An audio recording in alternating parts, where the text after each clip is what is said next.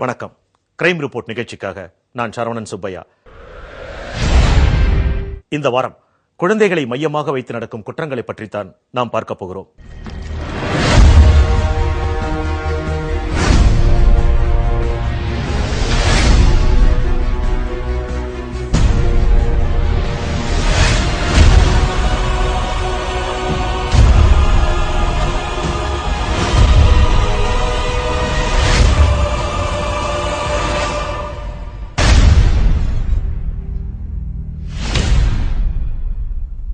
குழல் இனிது யாழ் இனிது என்று சொல்பவர் மக்கள் மழலை சொல் கேளாதவர் என்ற ஒரு வாய்மொழி பாட்டு நமது நாட்டிலே வழக்கமாக உண்டு. அதுபோல குழந்தைகளின் மழலை சிரிப்பிற்கும் அவர்களுடைய பிஞ்சு கரங்களுக்கும் அந்த பாச முகத்திற்கும் மயங்காத மக்கள் யாருமே இல்லை. ஆனால் இந்த இலக்கணங்களையும் மீறி சிலர் இருக்கத்தான் செய்கிறார்கள். குழந்தைகளை பணத்திற்காக கடத்தி கொலை செய்வது ஒருபுறம் இருக்க, உறங்கிக் கொண்டிருக்கும் மிருகம் விழிக்கையில் உப்பு பெறாத விஷயங்களுக்காக பெற்றவர்களே அல்லது உறவினர்களோ குழந்தைகளை கொல்லும் ஒரு அதிர்ச்சியூட்டும் செய்தி நமது மனதை வலிக்கத்தான் செய்கிறது.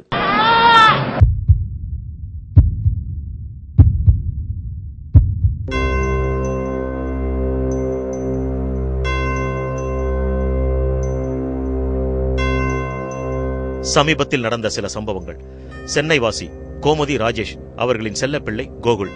கோமதி கடைக்கு சென்று வருவதற்குள் கோகுலை காணும். கோமதி ராஜேஷின் திருமணம் பிடிக்காத குழந்தையின் தாத்தாவே குழந்தையை கொன்றார் என்பது பின்னர் கண்டறியப்பட்டது. குழந்தைகளை கடத்துறதுலாம் இப்போ சமீப காலமாக அதிகமாக இருக்கு. அதனால தான் நம்ம ஆரம்பத்திலிருந்தே என்ன சொல்கிறோன்னு கேட்டிங்கன்னா, வீட்டுக்கு வேலையாட்களை சேர்த்தாலும் சரி, டிரைவரை சேர்த்தாலும் சரி தான் நம்ம அதை முறையான இப்போல்லாம் நிறைய ஏஜென்சிஸ் வந்துருச்சு. வீட்டுக்கு டிரைவர் இவங்களெல்லாம் அனுப்புறதுக்கு ஏஜென்சிஸ் இருக்கிறாங்க. அவங்க ஏஜென்சியையும் இப்போ நம்ம அவங்க கரெக்டாக வெரிஃபை பண்ண சொல்லி இன்சிஸ்ட் பண்ணுறோம். காவல்துறையில் செய்கிறாங்க. வேலூர் மாவட்டம் மேல் விசாரம் நகரை சேர்ந்த முகமது அலி குடும்ப பிரச்சனை காரணமாக தன் குழந்தைகளை தானியா காசிபாவை கொன்று கிணற்றில் இருந்தார் என்பதும் கண்டுபிடிக்கப்பட்டது. குடி போதையில் தந்தை காலால் எட்டி உதைத்து இறந்து போன குழந்தை, தாயின் கள்ளத் தொடர்பை கண்டித்ததற்காக தாயால் கொலை செய்யப்பட்ட குழந்தை, மனைவியின் மேல் எழுந்த சந்தேகத்தால் தந்தையே தண்ணீரில் மூழ்கடித்து கொலை செய்யப்பட்ட குழந்தை என்று பாசம், அன்பு, இரக்கம் என்பதெல்லாம் மாறிப்போய் மனிதனின் வக்ரங்களுக்கு, காழ்ப்புணர்வுக்கும் வன்முறை குணத்திற்கும் பலியான பச்சிலம் குழந்தைகள் என்ன பாவம் செய்தன? நேஷனல் கிரைம் ரெக்கார்ட் பியூரோ அப்படிங்கிற ஒரு சமீபத்திய ஸ்டேட்டஸ் ரிப்போர்ட் படி தமிழகம் 10 வயதுக்கு குறைவான குழந்தை கடத்தல் விவகாரங்களில், அதாவது கடத்தல் மற்றும் கொலை சம்பந்தமான அந்த கணக்கு வழக்கில் தமிழகம் 3வது இடத்துல இருக்கிறதாக செய்தி வெளியிட்டிருக்கு. அது மிகவும் கவலைக்குரிய ஒரு விஷயம். முதல் இடத்துல மகாராஷ்டிராவும், 2வது இடத்துல உத்தரப்பிரதேசம் இருக்குது, 3வது தமிழகம் இருக்கிறது. நமது அண்டை மாநிலங்களான கேரளா, ஆந்திர பிரதேஷ், கர்நாடகா அங்கெல்லாம் குழந்தைகளுக்கு எதிரான கடத்தல், கொலை மற்றும் குற்றங்கள்லாம் கம்மியாக இருக்கு. ஆனால் தமிழகத்தில் கூடுதலாக இருக்குது. பெண் சிசுவாய் பிறந்த ஒரே காரணத்திற்காக பிறந்தவுடன் சிறிது வளர்ந்தவுடன் உயிரை விட்ட குழந்தைகள் எத்தனையோ.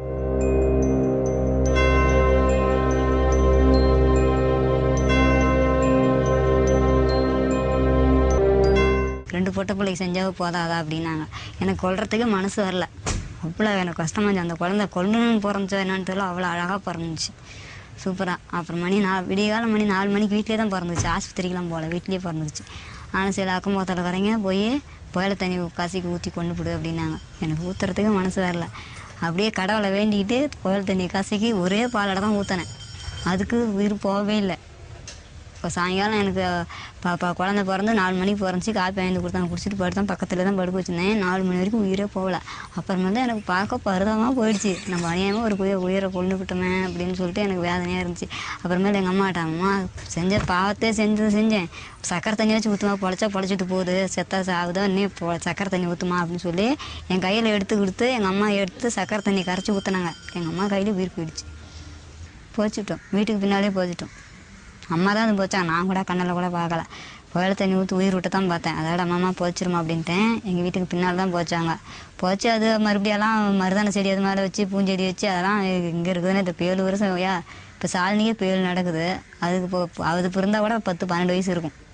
12 வயசு இருக்கும்.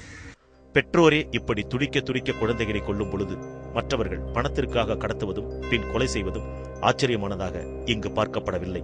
கடந்த காலத்தில் நடந்த கோவை முஸ்கின் ரித்திக் கொலையும், அதன் பின் கடத்தி பாலியல் பலாத்காரம் செய்து கொலை செய்த டிரைவரை போலீஸ் சுட்டுக் கொல்லப்பட்டதும் நாடறிந்த உண்மை.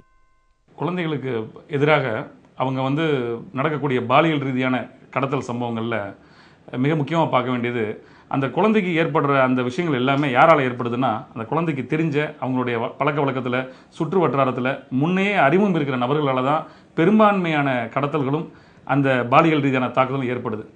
அப்படிப்பட்ட நபர்கள் வந்து எப்படி இருப்பாங்கன்னா, சுமாராக அவங்களுடைய வயசு வந்து அந்த குழந்தைக்கும் அந்த வயசுக்கும் ஒரு ரொம்ப அதிகமாக எண்ணி பார்க்க முடியாத அளவுக்கு வித்தியாசமும், அவங்க பார்க்குறது சாதாரணமாக இருந்தாலும் கூட உள்ளூரை வந்து ஒரு சாதாரண மனிதனை விட இல்லாமல் மிக கொடூரமான எண்ணங்கள் கொண்ட ஒரு நபராக அவங்க இருப்பாங்க.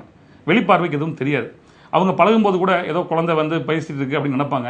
ஆனால் அந்த மாதிரியான நபர்களால் ஏற்படக்கூடிய விஷயங்கள் வந்து அந்த குழந்தைக்கு மிகப்பெரிய பாதிப்பை ஏற்படுத்தியது. எப்படிப்பட்ட பாதிப்பு அப்படின்னா, நம்பி அந்த குழந்தை கூப்பிட்றாருன்னு சொல்லி அவங்க போகும்போது அவங்களுடைய இச்சையை தீர்த்துக்கிறதுக்காக அவங்க அந்த பொண்ணுக்கு தாக்குதல் செஞ்சோ இல்லை ஏதாவது ஒரு காயங்கள் ஏற்படுத்தியோ அது மன ரீதியாக ஒரு உளவியல் ரீதியான ஒரு பாதிப்பை ஏற்படுத்தி அவங்க தன்னுடைய இச்சையை தீர்த்துக்கிறாங்க. அப்படிங்கிறப்போ கடைசியாக அந்த குழந்தை வெளியே சொல்லிடுமோங்கிறதுக்காக அவங்க கொலையும் செஞ்சிடறாங்க. நேஷனல் கிரைம் ரிப்போர்ட்ஸ் பியூரோ ஆய்வின்படி குழந்தைகளை கடத்தி கொலை செய்வதில் இந்தியாவில் தமிழ்நாடு 3வது இடத்தை வகிக்கிறது. பீகார் போன்ற பொருளாதாரத்தில் பின்தங்கியுள்ள மாநிலத்தில் கூட குழந்தைகளுக்கான அடிப்படை பாதுகாப்பு உரிமை இருக்கிறது என்று அதில் குறிப்பிடப்பட்டுள்ளது. வசதி படைத்த குழந்தைகளை கடத்தி பணம் பறிப்பது ஒருபுறம் இருக்க, ஏழை குழந்தைகளை கடத்தி அவர்களை பிச்சை எடுக்க வைக்கும் தொழிலில் ஈடுபடுத்துவதும் இங்கே அரங்கேறிக் கொண்டுதான் இருக்கிறது. குழந்தைகளை நாம் சாதாரண வீட்டுப் பணியில் அமர்த்துவது கூட அவர்கள் மீதான வன்முறை என்று நமது நாட்டு சட்டம் சொல்கிறது. இது இப்படி இருக்க, 3 மாத குழந்தை முதல் சிறுவர் சிறுமியர் வரை பிச்சை எடுக்க வைத்து அதில் வரும் வருமானத்தில் உயிர் வாழ்பவரை நாம் என்னவென்று சொல்வது?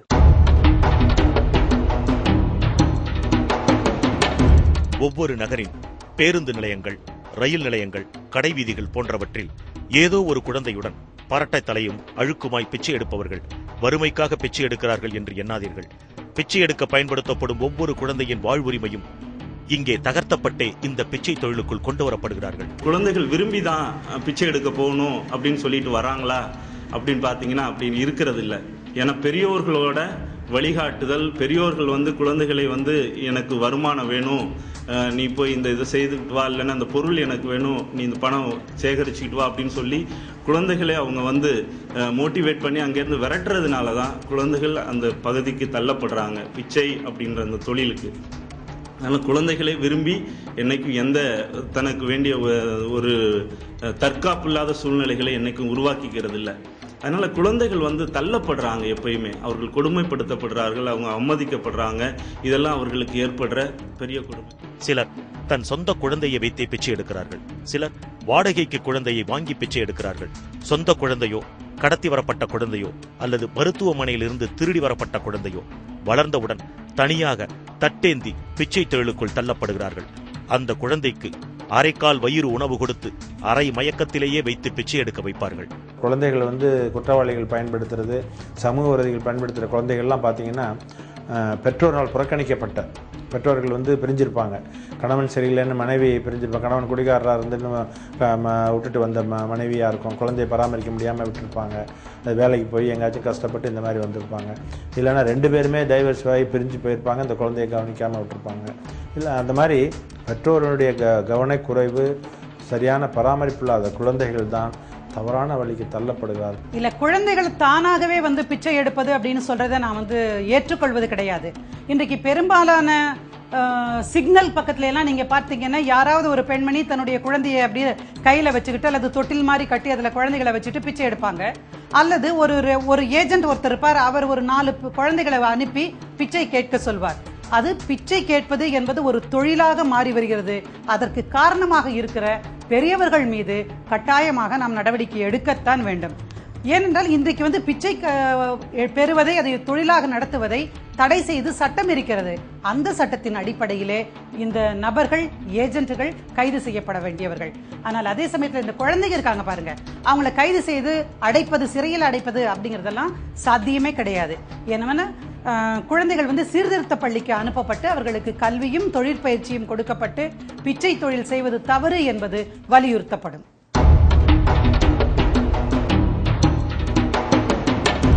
அவர்களுடைய குழந்தை தன்மையை மறுத்து சமூக பொருளாதார நிர்பந்தங்களுக்காக தகுந்த வயது வருவதற்கு முன்பே அவர்களுடைய தோளில் திருமணம் என்ற சுமையை ஏற்றி வைப்பதும் ஒரு சட்ட மீறலே. அது பற்றி சிறிய இடைவேளைக்கு பிறகு.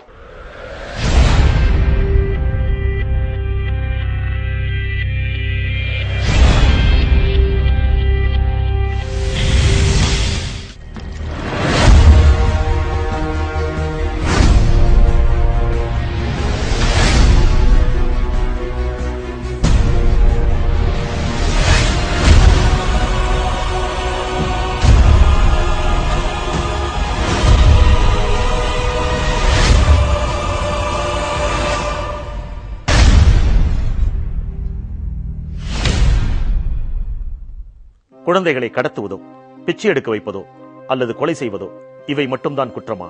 இல்லை.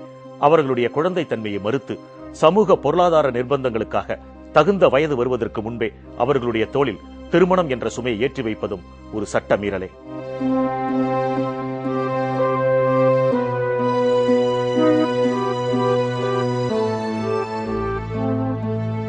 உலகம் முழுவதும் 20 முதல் 24 வயதுக்கு இடைப்பட்ட 6 கோடி பெண்கள் 18 வயது பூர்த்தியாவதற்கு முன்பாகவே திருமணம் செய்து வைக்கப்படுகிறார்கள். உடல் ரீதியாக பக்குவம் அடைவதற்கு முன்பே அவர்கள் தாய்மையும் அடைந்து விடுகிறார்கள் என்று UNICEF கூறுகிறது. ஹிந்து திருமண சட்டமாகட்டும் அல்லது வேறு விதமான மத சட்டங்களிலாகட்டும் எல்லா இடங்களிலுமே குழந்தை திருமணம் தடை செய்யப்பட்ட ஒன்றாகத்தான் இருக்கிறது. எடுத்துக்காட்டாக நீங்க பார்த்தீங்கன்னா ஹிந்து திருமண சட்டத்தின் அடிப்படையில் 18 வயதுக்கு கீழாக இருக்கக்கூடிய ஆணோ பெண்ணோ, 21 வயது குறைந்த ஆணோ 18 வயது குறைந்த பெண்ணோ திருமணம் செய்து கொள்வார்கள் என்றால் அந்த திருமணமே செல்லத்தக்கது அல்ல என்று அறிவிக்க கோரலாம். ஆனால் இஸ்லாமிய மத சட்டத்தின் அடிப்படையிலே மட்டும் ஒரு 15 வயது நிரம்பிய பெண்ணாக இருந்தால் தகப்பனர் அனுமதியோடு திருமணம் நடைபெற்றால் அந்த திருமணம் செல்லுபடியாகிற திருமணம். இப்படி மத சட்டங்களுக்கு இடையே திருமண உறவிலே வயதிலே வித்தியாசங்கள் இருப்பது என்பது மிகப்பெரிய பாதிப்பை மக்களுக்கு உண்டாக்கும். கிருஷ்ணகிரி, தர்மபுரி, சேலம், தேனி, நாமக்கல், வேலூர் ஆகிய மாவட்டங்களில் அதிக அளவில் குழந்தைகள் திருமணங்கள் நடப்பதாக புள்ளி விவரங்கள் தெரிவிக்கின்றன. இதிலும் சேலம், கிருஷ்ணகிரி, தர்மபுரி மாவட்டங்களில் அதிக அளவில் குழந்தை திருமணங்கள் நடைபெறுவதாக UNICEF நிறுவனம் சமீபத்தில் அறிவித்திருக்கிறது. அதாவது 21 வயது 24 வயதில் பெண்கள், அதாவது ஃபினான்ஷியலி இண்டிபெண்டன்ட் என்று சொல்லக்கூடிய தாங்கள் சம்பாதிப்பதற்கு ஒரு தகுதி வந்து விடுகிறது. ஏதோ ஒன்று படிக்கிறாங்க, ஒரு BE படிக்கிறாங்க, இல்லை ஒரு BSc படித்து ஒரு போஸ்ட் கிராஜுவேஷன் படிக்கிறாங்க. ஸோ அவங்க வந்து தானே ஒரு சம்பாதிக்கும் திறன் பெறுகிறார்கள். அப்போ வந்து அவங்களுடைய சோஷியல் செக்யூரிட்டி நல்லா இருக்கும். அதுக்கப்புறம் இப்போ சில பெண்கள் வந்து 27 வயதில் தான் திருமணம் நடக்கிறது. அப்பொழுது 27 வயதில் திருமணம் நடக்கும் தனது தோழியை பார்த்து 17 வயதிலேயே கல்யாணம் பண்ணி கொண்டு 21 வயதில் 2 குழந்தைகளுக்கு தாயாக இருக்கும் ஒரு பெண் இயங்கலாம். ஐயோ, நமக்கு வந்து நம்மளுடைய இண்டிபெண்டன்ஸ் போயிடுச்சே, நம்ம நல்லா ஜாலியாக இருந்திருக்கலாமே அப்படின்னு நினைக்க தோணலாம். ஸோ கல்யாணத்தை வந்து கொஞ்சம் தள்ளி போடுவது நல்லது. குழந்தை திருமணத்திற்கு, அதாவது 18 வயதுக்கு உள் பெண்களை திருமணம் செய்து கொடுப்பது எனக்கு ஒப்பந்தமானதல்ல. குழந்தைத்தன்மை மாறாத வயதில் திருமணம் செய்து வைக்கப்படுவதற்கு நிறைய காரணங்கள் இருக்கின்றன. பாதுகாப்பு பெண்களுக்கு இல்ல, போ அது ஒரு பயம் எங்களுக்கு. அதனாலதான் நாங்க சீக்கிரம் கல்யாணம் பண்ணி வச்சிடறோம். 1. தந்தையின் குடிப்பழக்கம். மேலும் பெண் குழந்தையை வளர்ப்பதில் மேற்கொள்ளப்பட வேண்டிய கவனம், கணவன் இல்லாத தாய், பொறுப்பற்ற தந்தை, சிறு வயதில் திருமணம் செய்தால் வரதட்சணை குறையும் என்ற குருட்டு நம்பிக்கை, சொந்தம் விட்டு போகக்கூடாது என்ற ஏராளமான சமூக பொருளாதார காரணங்கள் இருக்கின்றன. காரணங்கள் எதுவாக இருந்தாலும் இந்த நடைமுறை குழந்தையின் அடிப்படை உரிமைக்கு எதிரான செயல்தான். இன்றைக்கு வந்து தமிழ்நாட்டிலையும் சரி இந்தியாவிலையும் பெண் குழந்தைகள் வந்து பூப்படைந்தார்கள், மெச்சூரிட்டி ஆயிட்டாங்கன்னா உடனே அந்த பொண்ணை வீட்டில் வச்சுக்க கூடாது, பாதுகாப்பு இல்லை, எனவே உடனடியாக திருமணம் செய்து கொடுத்து அனுப்புவது வந்து பெற்றோருக்கு கடமை அப்படிங்கிற ஒரு மனப்பான்மை என்பது பெற்றோர்களுடைய மனதில் ரொம்ப ஊறி போயிருக்கிற ஒரு விஷயம்.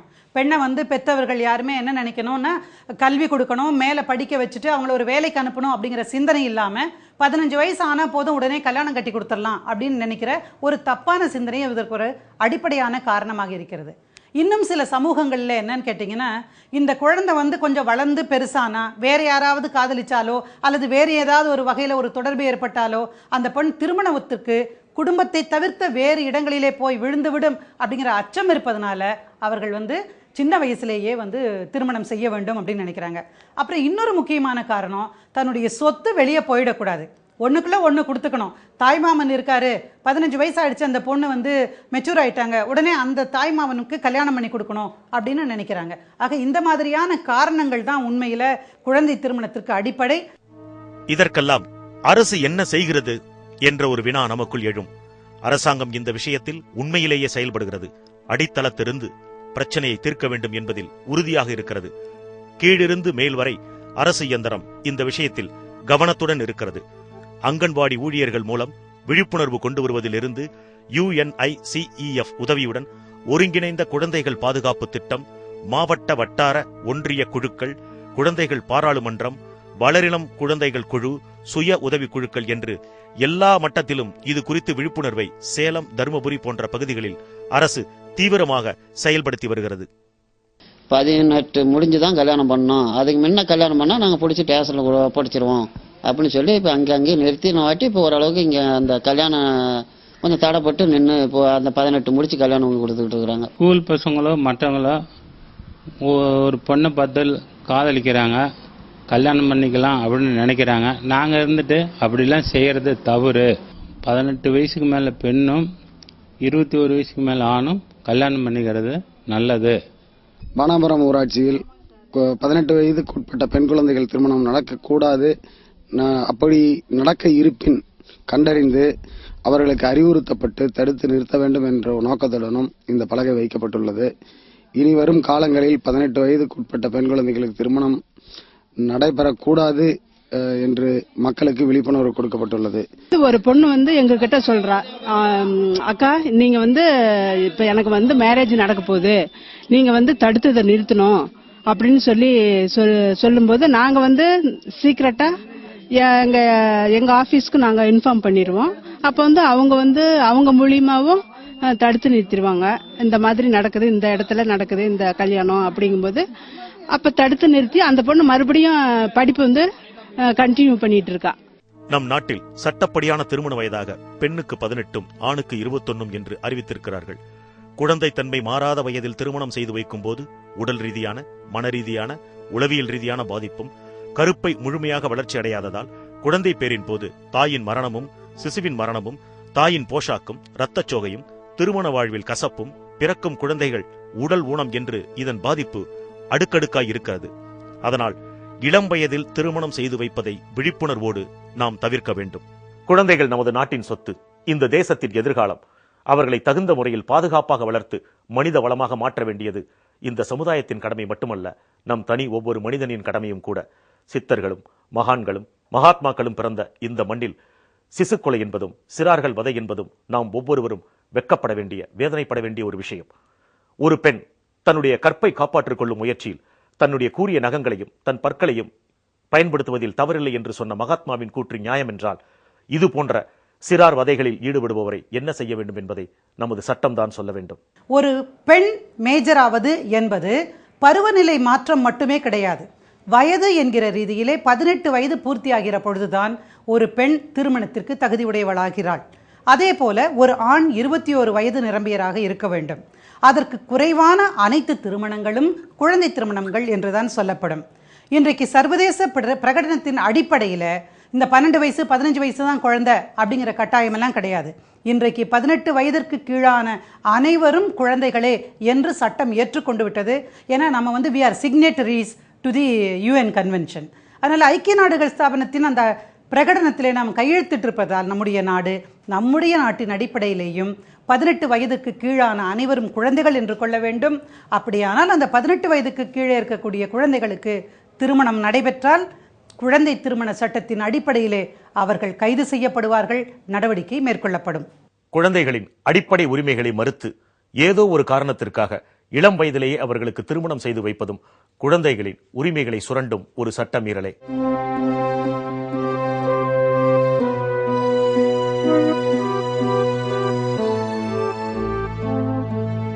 மீண்டும் ஒரு குற்ற பின்னணி தொகுப்புடன் கிரைம் ரிப்போர்ட் நிகழ்ச்சி மூலமாக உங்களை சந்திக்கிறேன். நன்றி, வணக்கம்.